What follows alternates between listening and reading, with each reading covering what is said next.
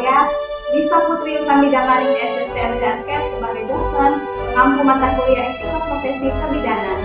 Halo, saya sebagai mahasiswa. Selamat pagi adik-adik. Pagi. Baiklah, di sini udah hadir semua. Sudah, Bu. Ya. Kalau gitu, sebelum kita memulaikan perkuliahan kita pada pagi hari ini, Ibu absen dulu ya. Ibu. Baik, Ibu. Ratna, Saya, Bu. baiklah. Sebelum kita memulaikan perkuliahan pada pagi hari ini, kita berdoa terlebih dahulu ya. Berdoa menurut keyakinan masing-masing dimulai. Baik, untuk perkuliahan kita pada hari ini yaitu problem solving, di mana problem solving ini di sini nanti saya akan menjelaskan atau memberikan suatu permasalahan, yaitu problem yang saat ini sedang terjadi di dunia kesehatan. Jadi nanti akan ada diskusi sedikit untuk adik-adik semua dan mencari apa yang menjadi solusi. Nah, itulah sedikit saya jelaskan tentang malpraktek kebidanan ini. Apakah itu malpraktek? Itu merupakan ketika seseorang ataupun tenaga kesehatan melakukan suatu kewajiban atau melakukan suatu hal yang seharusnya tidak boleh dilakukan.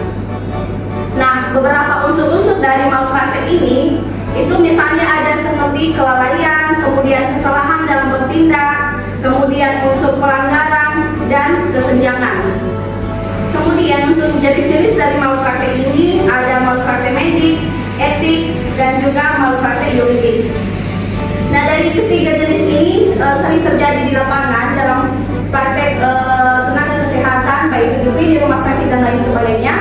Nah, kenapa hal ini bisa terjadi? Karena kurangnya pengetahuan, kemudian kurangnya pengetahuan dari tenaga kesehatan dalam memahami apa saja wewenang dan juga hak ataupun kewajiban yang harus dilakukan dan tidak dilakukan sesuai dengan peraturan dan undang-undang. Jadi adik-adik semua, kita sebagai calon-calon tenaga kesehatan, maka kita harus tahu apa yang harus dan tidak kita lakukan saat melakukan praktek di lapangan nantinya. Jangan sampai terjadi suatu problem ataupun malpraktek yang bisa merugikan pasien dan juga bahkan diri kita sendiri. Kelompok pertama silakan maju ke depan bacakan hasil diskusinya. Ya, silakan Fitri. Pada kami, saya di sini perwakilan dari kelompok 1. Di sini hasil diskusi dari kelompok kami untuk mencegah malpraktek itu, yang pertama itu ialah melaksanakan tugas berdasarkan undang-undang yang sudah diatur oleh pemerintah. Kemudian yang poin kedua itu ya melaksanakan tugas tanpa membedakan status sosial, ras ataupun golongan maupun jabatan, Bu. Kemudian yang ketiga itu ialah menjaga rahasia yang berkaitan dengan tugas. Kemudian yang poin 4 memberikan membina kerjasama dan keutuhan dalam melaksanakan tugas. Baik, terima kasih, Bu. Baik, Bu, terima kasih buat kesempatannya. Di sini saya akan membacakan tentang diskusi kami, solusi mencegah malpraktek. Yang pertama, meningkatkan pengetahuan tenaga kesehatan sehingga mampu memberikan pelayanan kesehatan dengan baik dan benar. Yang kedua, tenaga kesehatan harus melakukan penanganan secepatnya dengan baik dan benar sesuai dengan standar pelayanan. Yang ketiga, melakukan komunikasi yang baik terhadap pasien maupun keluarga. Yang keempat, melakukan tindakan sesuai dengan kompetensi dan wewenang. Terima kasih. Iya, terima kasih. Tepuk tangan untuk kita semua.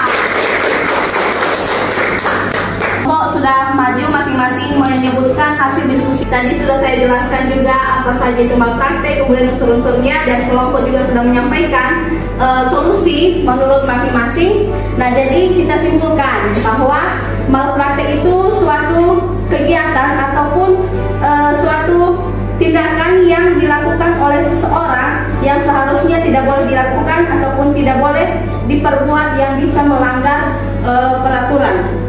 Jadi untuk solusi yang dapat diberikan yaitu salah satunya itu melaksanakan tugas itu berdasarkan undang-undang, kemudian melaksanakan tugas tidak membedakan pasien, ras, baik itu dari ras, kemudian golongan, kemudian melakukan tindakan itu sesuai dengan kompetensi dan wewenangnya, Dan yang terakhir yaitu melakukan komunikasi. Dari semua jam kita sudah selesai, untuk materi kita pada hari ini juga sudah selesai. Minggu depan akan kita lanjutkan kembali. Terima kasih, selamat pagi.